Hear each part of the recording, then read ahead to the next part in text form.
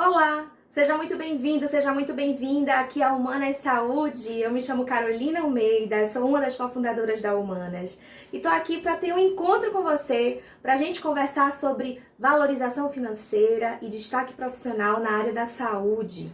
E a gente aqui na Humanas prega muito essa questão dessa valorização e desse destaque a partir do seu posicionamento estratégico perante a sua instituição, enquanto empresário, ou perante a instituição que você é contratado ou contratada. Então, o objetivo aqui é lhe oferecer ferramentas, insights, mudanças de chave, para que você realmente se esteja preparado ou preparada para vir assumir um cargo de liderança ou assumir esse cargo com ainda mais consistência, com ainda mais segurança. Ok? Nesse encontro de hoje nós vamos falar sobre 9 pontos específicos sobre um posicionamento estratégico que de fato venha a lhe oferecer a oportunidade de você questionar, de você argumentar, de você se posicionar de uma maneira a conquistar o seu objetivo, de rentabilizar a sua carreira, de você conseguir um posicionamento mais diferenciado. E a gente vai entender por que tudo isso acontece, a gente vai entender essa sistemática e eu lhe convido para nesse momento você relaxar, assim como eu vim aqui, hoje eu tô, não sei se esse é o primeiro vídeo que a gente está se encontrando, mas eu já tô bem fresca, bem, né, com os cabelos presos, bem mais confortável, porque eu gravo daqui de Recife, apesar de ser soteropolitana. Então aqui tá fazendo um calor absurdo, tem mais de 30 graus, mas a sensação térmica é de muito mais. E aí hoje eu me permiti vir conversar com você um pouco mais confortável, um pouco mais, né, alegre, mais de verão. E eu espero que você curta e sinta aí esse clima, estando num ambiente, se possível, também agradável, fresco, arejado. E a gente vai começar então esse nosso encontro. Então vamos lá. Uma das primeiras coisas que eu queria tratar com você é a respeito da andragogia. Talvez você, por ser profissional da saúde, não entenda muito bem sobre os processos educacionais. Tudo bem, não tem problema nenhum com isso. O que acontece? A andragogia é uma educação feita para adultos. E aí, por que eu estou trazendo isso quando a gente está falando sobre posicionamento estratégico de profissionais na área da saúde?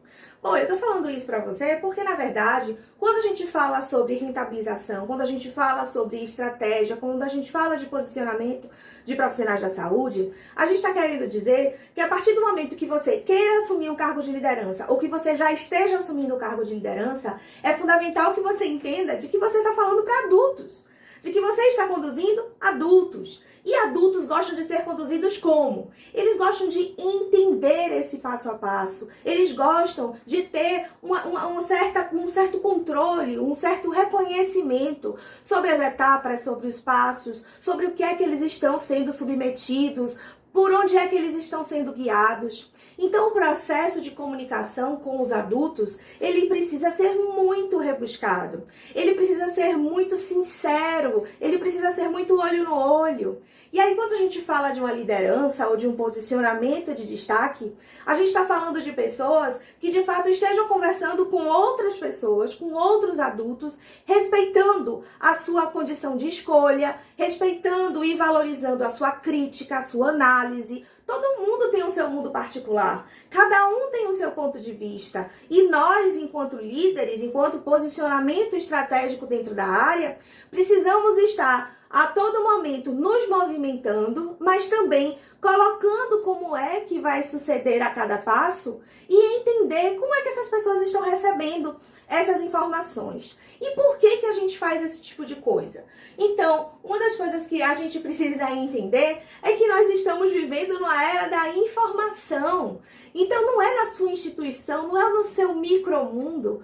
O macromundo é dinâmico, as atualizações são constantes, as notificações sobre novidades acontecem a todo momento. Temos aplicativos, temos internet, as pessoas se comunicam umas com as outras de uma maneira muito mais facilitada. A informação corre muito mais fácil, muito mais rápido. E aí, quando a gente não está atento a esse processo, acontece uma coisa que pode vir a prejudicar o seu posicionamento ou a sua ascensão, que é você cair de uma maneira equivocada numa coisa que eu vou utilizar essa nomenclatura, mas você pode conhecer de outra maneira, que é a rádio peão. O que é a rádio peão?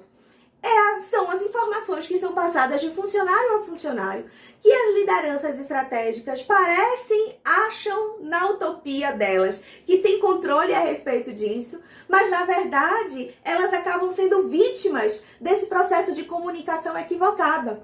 Então, de repente, um determinado posicionamento, uma determinada fala de um cargo estratégico, de uma personalidade que esteja assumindo um cargo estratégico, ela pode ser interpretada de uma maneira equivocada e essa informação pode passar muito rapidamente por todos os profissionais da sua instituição e isso pode vir a comprometer o seu processo de serviço.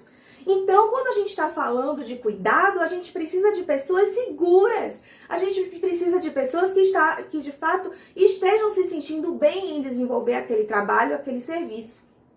E aí, a gente não pode permitir que informações equivocadas venham a deturpar este processo. Então, como é que a gente se prevê? Como é que a gente se posiciona contra, esse processo e utiliza essa famosa rádio peão a nosso favor? Essa nomenclatura eu tive acesso no meu último trabalho e ela era muito potente. A rádio peão ela é muito potente para o bem da instituição e também ela pode prejudicar demais cargos, pessoas, processos. Então a gente precisa ficar muito atento. E como é que a gente combate tudo isso? A gente combate com a verdade. A gente combate com transparência. Instituições de saúde mais transparentes, elas tendem a desenvolver um vínculo com os seus colaboradores que confiam no processo, que confiam nas decisões que são tomadas e não ficam, naquela angústia, naquele temor ou a partir do momento que surge alguma informação que talvez não esteja, de acordo com o processo que já é conduzido dentro da instituição, o profissional já fica, será? Ele já duvida e de repente procura a fonte e não passa a informação adiante. Mas esse é um processo de maturidade institucional muito grande. Então, quando a gente está falando sobre estarmos dentro de uma era da informação, desenvolvermos processos de comunicação verdadeiros, transparentes, colocando qual é a situação real, as coisas tendem a suceder de uma maneira muito satisfatória. Por quê? Porque os indivíduos adultos não ficam temerosos, eles não ficam ansiosos sem saber o que está por vir. E aí, eles estão comprometidos e se sentem pertencentes, envolvidos aos objetivos daquela instituição. Carol, quer dizer que eu, enquanto posicionamento estratégico, enquanto líder ou enquanto pessoa que quero me tornar uma liderança dentro de uma instituição de saúde, eu preciso repassar tudo para os meus colaboradores? Não, é óbvio que não. É claro que não. As informações estratégicas, elas precisam ser muito bem pensadas. Porque dependendo de qual for a informação, você pode vir a gerar justamente esse movimento de angústia, de incerteza, de desespero nos seus colaboradores. Então, tudo tem que ser trabalhado de uma maneira muito sensível. Você está trabalhando com pessoas que têm as suas famílias, que têm as suas necessidades de obter a sua renda. Então, qualquer coisa que venha ameaçar, aquele mecanismo, aquele micromundo deles, também vai gerar algum tipo de ansiedade. Isso vai prejudicar o seu cuidado lá na ponta. Então, a gente precisa ter muito cuidado com esse processo de comunicação para que ele ocorra de uma maneira adequada, para que ele ocorra de uma maneira assertiva e que venha a corroborar com os objetivos institucionais e que venha a impulsionar o incremento, de todo o cuidado que é oferecido ao paciente lá na ponta. Então, quando a gente entende tudo isso, a gente precisa compreender que a nossa fala, enquanto profissionais estratégicos, não dá mais para ser respeito é bom e eu gosto. Respeito é bom e eu gosto. A gente já deve ter escutado isso, na nossa infância, coisa do tipo. E em algumas instituições de saúde, líderes, que são mais cartesianos, que mantêm uma postura que eu vou dizer aqui até mais antiquada, eles querem impor o respeito. Eles acabam adotando uma postura entre o líder e o liderado quase de medo, É um respeito promovido pelo medo. E isso não é salutar para o negócio, isso não é positivo para o cuidado que é fornecido. As pessoas que trabalham com medo, elas acabam não oferecendo o melhor que elas poderiam. E aí vem a possibilidade da gente compreender e fazer até uma correlação com o que está acontecendo no processo de criação das nossas crianças, por exemplo. Eu não sei se você que está aí é pai ou é mãe, no meu caso eu sou mãe. Eu sou mãe de menininhos lindos, né? E a gente fica a todo momento buscando informações de como é que eu consigo, de fato, construir indivíduos de bem, pessoas que sejam bem resolvidas, pessoas que tenham desenvolvido a sua inteligência emocional. Nós fomos criados com essa inteligência emocional desenvolvida?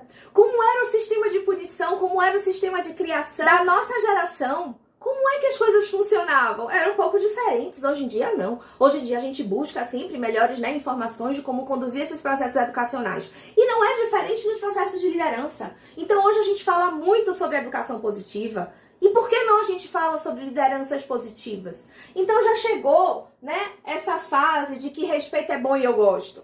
Respeito é bom e eu gosto. Sim, eu tenho meus limites, sim, mas eu entendo que os meus liderados também têm os limites deles, né? Então, a liderança positiva, ela acaba sempre buscando, justamente, a partir do momento que eu entendo do outro, que eu tenho os meus limites, eu consigo também compreender como é que eu vou fazer com que essas pessoas estejam influenciadas a partir de mim pelo meu interesse de compreendê-las. Então, são pontes que são desenvolvidas a todo momento e essas pontes, elas são desenvolvidas a partir do que você é e não a partir daquela figura de imagem que você representa. Logo quando eu iniciei esse processo de liderança com os meus 24 anos.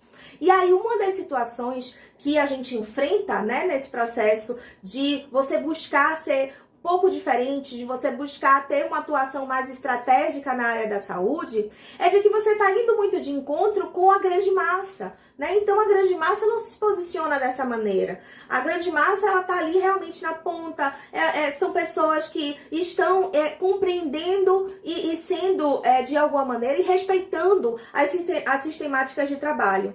No meu caso específico, as sistemáticas de trabalho me chamavam muita atenção. Eu questionava muito tudo aquilo, todo aquele sistema. Para mim não era algo que correspondesse a um processo de qualidade de vida que eu buscava para mim. Assim como eu confesso que diante das minhas buscas salariais, eu identificava um processo de remuneração que não era tão satisfatório para aquilo que eu objetivava.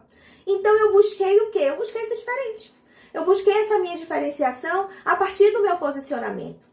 E aí uma das coisas que pega muito, né, quando a gente está fazendo essas formações de líderes na área da saúde e tudo mais, é que tem pessoas excepcionais. São pessoas muito criativas, são pessoas observadoras, são pessoas intuitivas, pessoas que realmente são interessadas, né, no processo de saúde propriamente dito, mas que não se sentem aptas, que não se sentem suficientes para assumir o seu processo, para assumir a sua postura, a sua posição. E aí, uma das coisas que pega muito é a questão do dress code. Então, como é que eu me visto? Como é que eu me porto? Qual é a minha idade necessária para assumir cargos de gestão ou cargos de liderança ou para empreender na área da saúde? Como é que eu preciso ser? Como é que eu preciso me apresentar? O que é que eu preciso vestir? O que é que eu preciso comer? Meus amores, tudo isso é muito real. Eu passei por isso na pele. Eu sei exatamente o que é isso. Eu sei o que é você estar numa mesa de gestores da área da saúde e você simplesmente ser questionado pelo pedido que você fez e você não está seguindo, né, ali o padrão de pedidos. Inclusive até de um almoço casual, as pessoas observam tudo o que você faz, o que você come. É necessário que você tenha muita consciência daquilo que você busca, daquilo que você quer. Porque você vai ser diferente. E não necessariamente você precisa entrar num padrão de posicionamento. O que você precisa ter é ética profissional. O que você precisa ter atenção é a vestimenta adequada para atuar mediante um serviço de saúde. Não nos esqueçamos de que nós somos líderes ou queremos vir a ser. Então nós somos exemplo.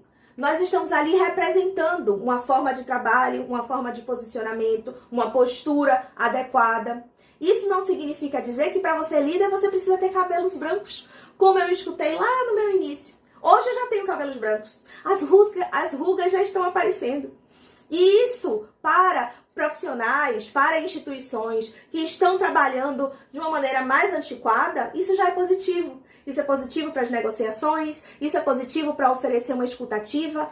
Quantas vezes eu já tive uma ampulheta virada para mim? Ok, você tem 5 minutos para apresentar a sua ideia. Quantas vezes? Quantas vezes nós nos tratamos dessa maneira dentro desse mercado da saúde? Quantas vezes nós olhamos para o nosso colega, né? E nós falamos, imaginamos, temos já um pré-julgamento a respeito dele, simplesmente porque ele é um pouco jovem ou porque ele não tem tanta experiência pregressa no cargo de liderança, mas pode ser uma pessoa que tem uma ideia genial.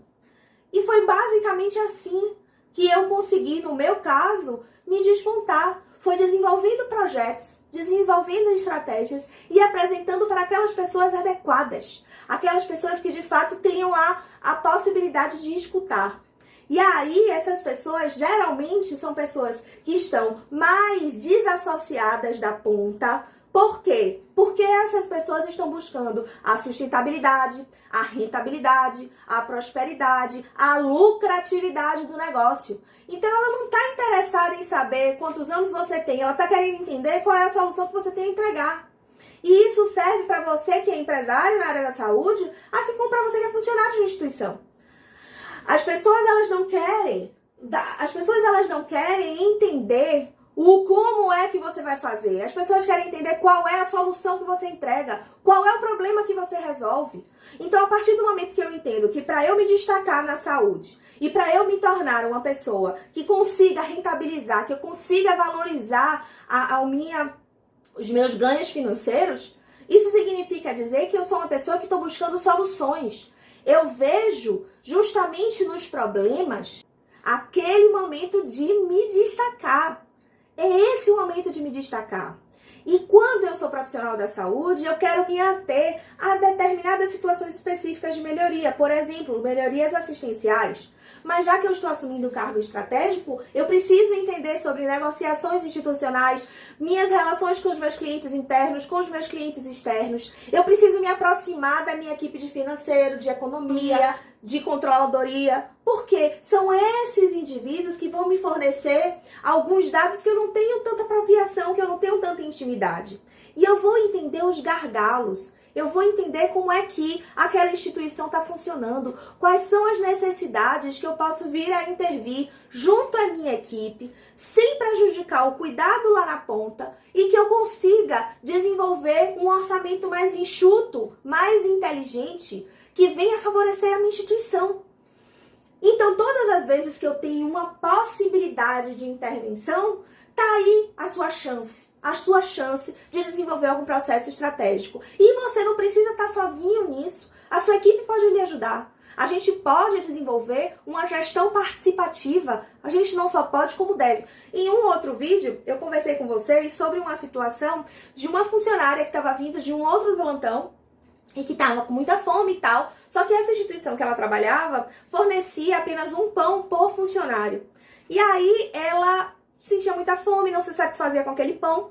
E aí ela resolveu, né, adotar um hábito de, ao final, né, de ir para o refeitório, no final do expediente, no final do horário de alimentação, para que ela conseguisse pleitear junto à equipe de cozinha um pãozinho residual, um pãozinho que sobrasse. E assim ela foi fazendo, até que um dia ela já estava aquilo, né, fazia aquilo tão constantemente, que ela não estava com tanta fome assim, mas pegou o outro pãozinho.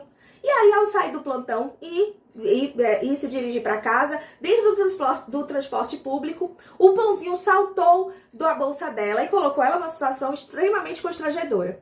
E aí o líder ficou sabendo de uma situação dessa. Então, quando a gente sabe de uma situação dessa, porque as informações elas correm, a gente está vivendo numa era de informação, de repasse de informação a todo momento, um líder quando descobre uma coisa dessa, o que é que ele faz? Olha, mas só, tá vendo que desonestidade, aquela pessoa não tem perfil para trabalhar conosco.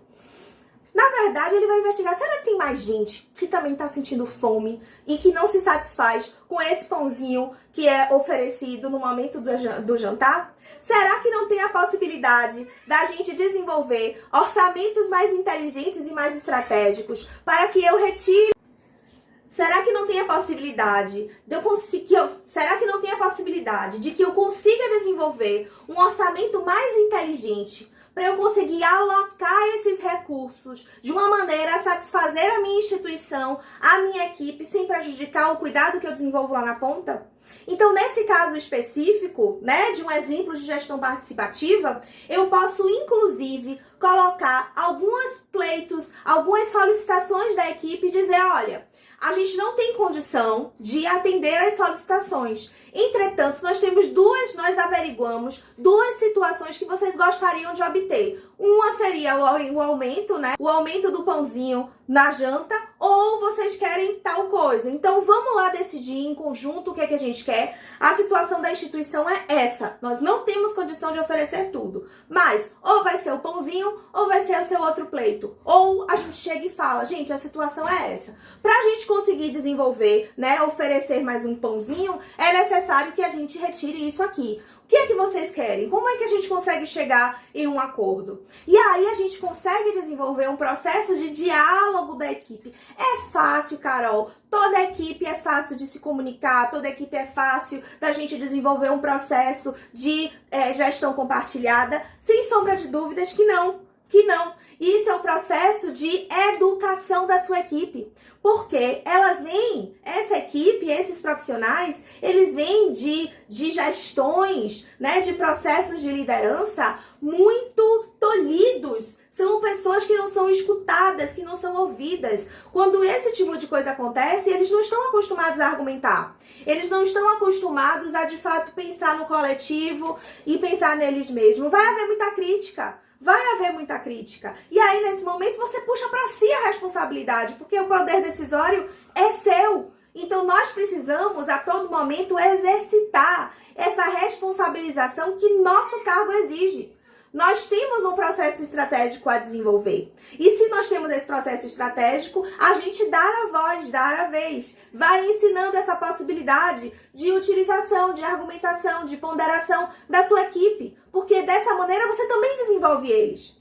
E assim você consegue despontar como uma pessoa que está ali sendo exemplo, uma referência, uma pessoa que eles podem vir a confiar e que você nota que, poxa, ele está buscando melhorias para mim, ele está querendo... O processo decisório é nosso. A gente tem que puxar a responsabilidade para a gente. Então, nem sempre a nossa equipe ela vai ter condição de fato, encontrar qual é o melhor caminho, ou ela vai estar preparada para argumentar, criticar, analisar uma situação. Então, aí a gente, apesar de dar a vez, de dar a voz, apesar de sempre incentivar quando for possível fazê-lo, apesar disso, a gente também vai ter um momento de dizer, ok, a decisão é essa. Vamos seguir por esse caminho. Então, é fundamental que exista uma condução. E esse processo, a partir do momento que você se posiciona dessa maneira, você não só está gerando um senso de pertencimento, um senso de cuidado, uma percepção do seu interesse, mas também está valorizando o seu status de líder. Você está conduzindo um processo, determinando a tua postura. Então, não existe profissional da saúde que assume um cargo estratégico ou que começa a empreender que não venha a adotar uma postura como a decisão de um negócio, como a condutora de um processo, como a condução de um negócio, como a condução de um processo. Então, é fundamental que a gente tenha essa compreensão e para adotar metodologias participativas de gestão e também manter orçamentos enxutos, inteligentes, nós precisamos de pelo menos ter uma análise de 3 vieses do nosso serviço. Se você ainda não anotou nada até agora, pega papel e caneta, porque nisso você precisa se focar muito bem. Nós, profissionais da saúde, não temos tanta apropriação dos números de negócio, mas a partir do momento que eu preciso despontar e quero valorizar os meus ganhos e quero ampliar os meus ganhos, eu preciso ter noção de financeiro, eu preciso ter noção de administração, mínima noção. Eu preciso entender de 3 pilares. Quais são eles? Eu preciso saber da folha do meu departamento ou da minha empresa. Eu preciso entender quanto é que eu invisto em mão de obra. Qual é esse valor que eu invisto em mão de obra? Esse é o primeiro. O segundo deles, qual é o faturamento correlacionado ao meu departamento ou qual é o faturamento da minha empresa. Eu preciso entender quanto é que eu estou faturando ou quanto é que eu represento nos ganhos daquela instituição que eu represento. E além disso, eu preciso saber qual é a força de trabalho que eu tenho. O que é isso, Carol? Eu preciso elencar quais são as atividades que o meu departamento ou aqui a minha empresa realiza e a partir daí correlacionar com essa força de trabalho, de tempo, de investimento de energia e correlacionar com o meu retorno. É muito interessante quando a gente começa a partir da descrição das atividades que nós realizamos, que nós somos responsáveis, né, por aquele departamento, por aquele serviço ou pela instituição como um todo, quando eu sou empresário. Eu preciso entender quais são as atividades que estão diretamente relacionadas aos meus ganhos e quais são aquelas atividades que são meio. São aquelas atividades que estão ali, que fazem o processo acontecer, mas que elas não estão me gerando diretamente o meu faturamento, os meus ganhos. Por quê? Eu começo a perceber que eu preciso investir, que eu preciso priorizar aquilo que está me gerando renda e delegar uma atenção para aquelas outras atividades que estão ali meio. Por quê? Porque eu preciso gerar renda, porque eu preciso enxugar gastos. Então, quando eu analiso todas essas três vertentes, todos esses três vieses do meu serviço, eu consigo correlacionar e observar onde é que eu posso, de fato, investir, o que é que eu posso, de fato, reduzir. E a partir daí eu começo então a ter um olhar estratégico ao financeiro daquele meu departamento ou da minha instituição.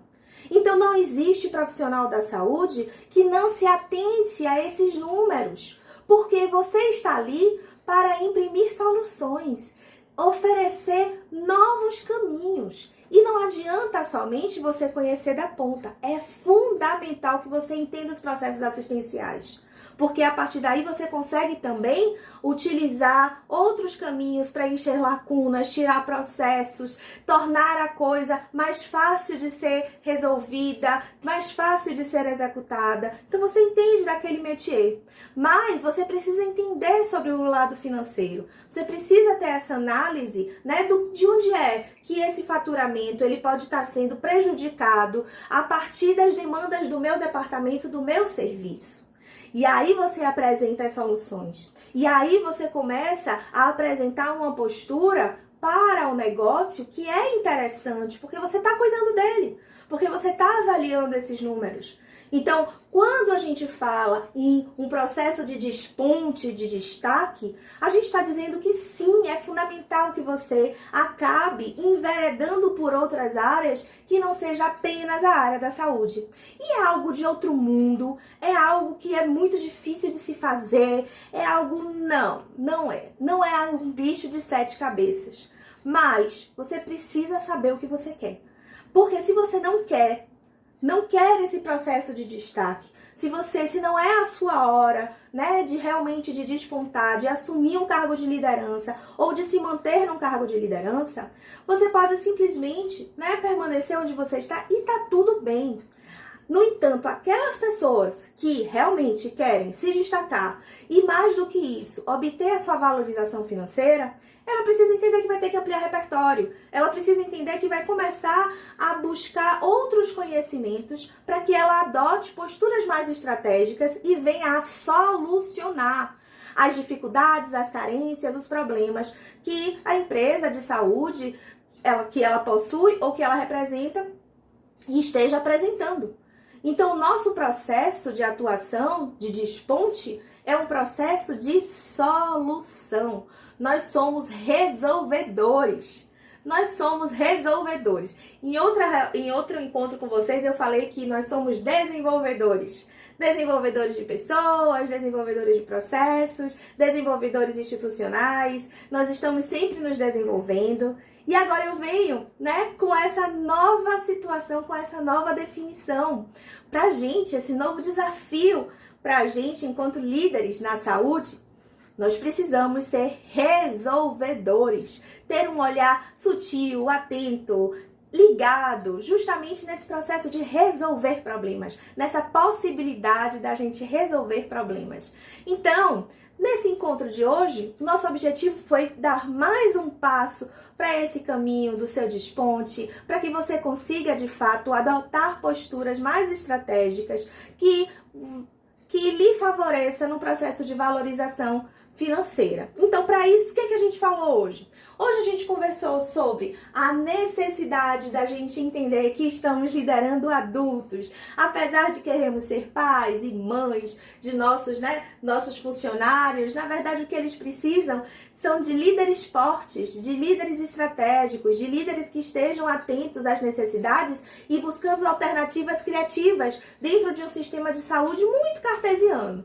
Então, além disso, a gente entendeu que nós estamos passando por um processo de uma era da informação, em que a atualização é constante, em que a dinamicidade da saúde e do mundo ela é preponderante. Então nós precisamos manter processos de comunicação muito claros, muito efetivos, colocando as situações que se devem ser colocadas para a equipe, para que ela se sinta pertencente de uma instituição, tanto das coisas boas quanto das coisas ruins. Por quê? Para com a gente evitar a famosa rádio peão, que venha prejudicar os nossos avanços, as nossas solicitações, aquilo que a gente prega. Por quê? Porque a equipe vai estar fechada, ela vai estar compreendendo o processo que está acontecendo. Então, apesar de surgirem informações equivocadas, eles vão saber exatamente em que ponto a situação, a instituição se encontra e como é que se dá o seu processo de gestão, o seu processo de guia.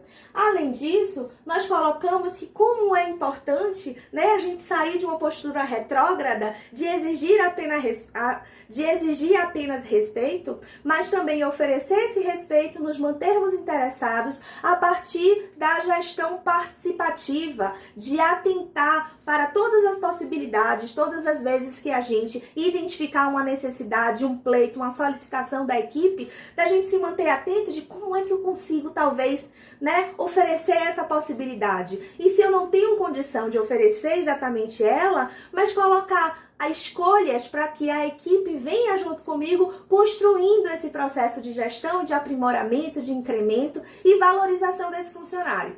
Além disso, nós também conversamos sobre a questão do perfil, desse líder, de que muita gente acaba se distanciando desse processo estratégico por justamente muita gente preparada simplesmente evitando assumir sua posição de destaque justamente por achar que existe um dress code, que existe uma vestimenta que é obrigatória, quando na verdade a gente precisa se atentar que não tem idade e que não tem perfil exatamente bem delineado, mas sim existe a função